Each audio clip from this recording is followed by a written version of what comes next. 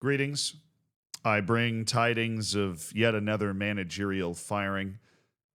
This is an epidemic, obviously, in the world of football. There is just this understanding that everybody seems to have that if things aren't going your way initially, no matter what, it's time to get rid of the manager. Short-term thinking begets more short-term thinking, and maybe you hire a manager because of the supposed quick turnaround that they're going to be able to provide. And then if that quick turnaround isn't provided, well, then you feel obligated to try and make a change and try and make something else happen. Generally speaking, I kind of hate it.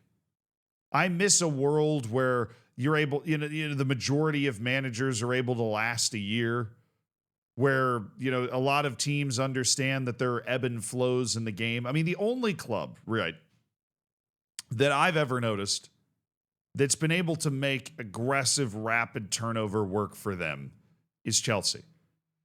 In the Abramovich era, they could fire a manager after winning the Champions League. They could, it was just chaos, but it would work for them. Right? And I guess if you got to come up with a working theory as to why it was able to work for Chelsea, it's because they did have a core of players. They did have some tenets. They did, have some long-term plans in terms of the squad building. They had the ability to invest in the youth and kind of bring that through, right? Maybe I'm grasping at straws here, but it feels like even in the days where Chelsea's recycling a manager every year, which they still seem to be doing, there were threads that tied it all together. In the Abramovich era, that allowed them to win multiple Premier League titles, that allowed them to go out there and win 2 Champions Leagues. The second one being won by a team that featured Kai Havertz, Timo Werner, and Christian Pulisic, right? Like just one of the most out of left field Champions Leagues you will find. But Chelsea pulled it off. Nobody else is able to pull it off. And obviously, if I'm sitting here trying to, struggling to figure out what the secret sauce is for Chelsea to have such unbelievable success while turning over managers so aggressively, it might be wise to try to go the other direction. And that would be my hazardous advice, at the risk of having, a pot or a pan tossed my way by Marinakis, the owner of Nottingham Forest, to Nottingham Forest here. Because Nottingham Forest has come flying into the Premier League with reckless abandon, like with absolute passion and determination to become a top 6 team. And I have often said that Marinakis is a man of many flaws. Most of us are. But a lot of teams would kill for an owner that is emotionally invested as Marinakis is. Somebody that is as determined to succeed as Marinakis, right? Because way more often the problem is that the owner doesn't necessarily care as much or doesn't show his face, right? Marinakis suffers from the same, ailments as a fan or as an owner that, your average fan down at the pub after a game, after a tough result, is going to suffer from, which is hot takes. And Marinakis, as the owner of the club, is able to act on his hot takes.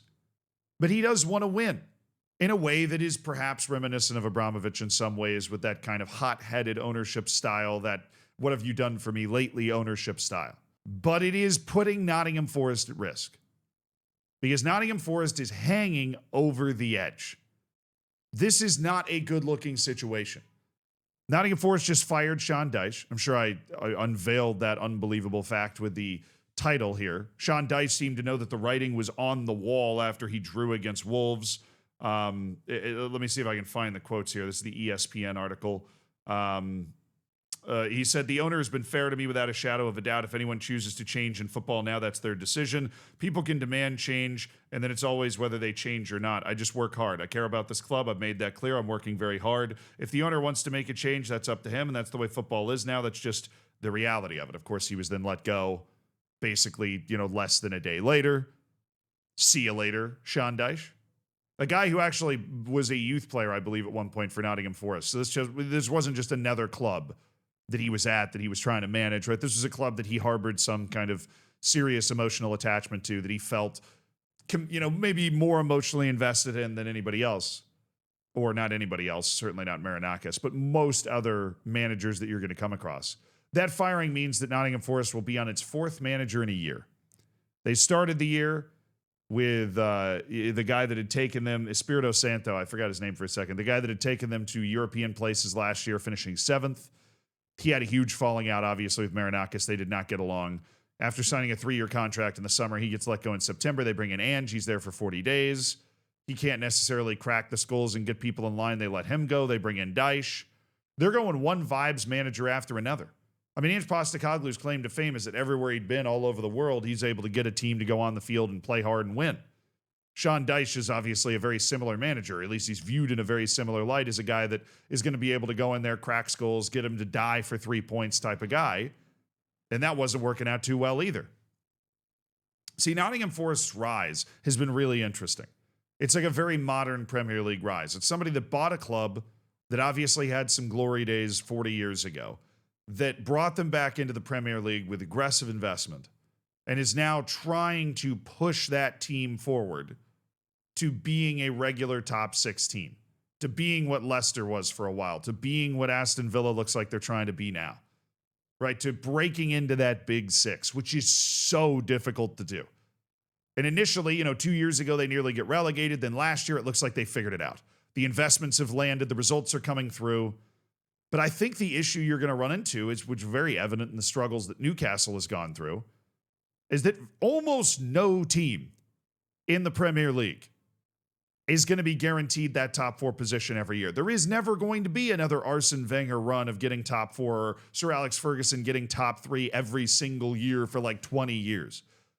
Because of the FFP, because of the insane amount of money that all of these clubs in the Premier League are able to make, I think it's just an unrealistic expectation to come flying into the Premier League and then all of a sudden be flying up to the top 7. Every year is, another season into itself.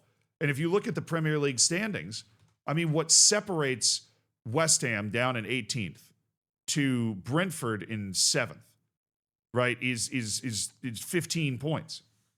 I mean, and it's just started to really sort itself. We've got the 12 matches to go. There was a time not too long ago where you could look through 10 points in this whole middle part of the table, and everybody was there, right? And teams that are coming up from the Championship are getting the right kind of investment now to be able to compete. You've got Sunderland still up in 11th, and they've been fading off of where they were in European places for the majority of the season.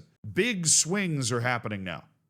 Big swings in terms of where teams land, because, a few results here or there, a few of these draws turn into wins, or a few of these losses turn into draws, and you're just in a completely different position. West Ham is within 2 matches of Leeds.